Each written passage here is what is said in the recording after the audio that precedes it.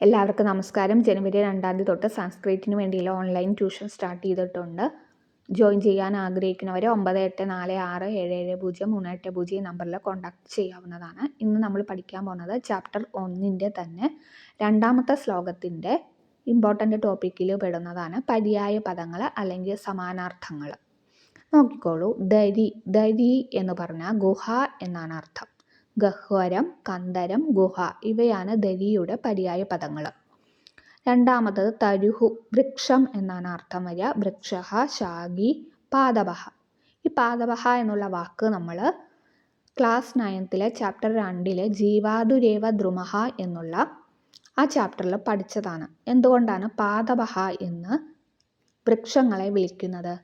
അത് വേരിലൂടെയാണ് ജലം കുടിക്കുന്നത്.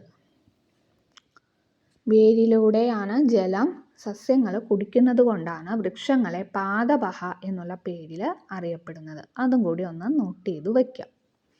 വാനരഹ, വാനരഹ അർത്ഥം കുരങ്ങൻ എന്നാണ്. മർക്കടഹ, കപിഹി, ശാഖാമൃഗഹ.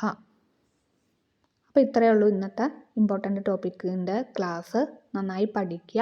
എൻ്റെ വീഡിയോസും ഷോർട്സൊക്കെ കാണുക, ലൈക്ക് ചെയ്യുക, ഷെയർ ചെയ്യുക, കമൻറ്റ് ചെയ്യുക. അതേപോലെ തന്നെ ജനുവരി 2 തൊട്ട് സംസ്കൃതത്തിന് വേണ്ടിയുള്ള ഓൺലൈൻ ട്യൂഷൻ സ്റ്റാർട്ട് ചെയ്തിട്ടുണ്ട്. ഗൂഗിൾ മീറ്റ് വഴിയാണ് ക്ലാസ് നൽകുക. കേരള സിലബസിലുള്ള സ്റ്റാൻഡേർഡ് 5 തൊട്ട് 10 വരെയുള്ള കുട്ടികൾക്കാണ് ഈ ക്ലാസ്സസ് യൂസ്ഫുൾ ആവുക.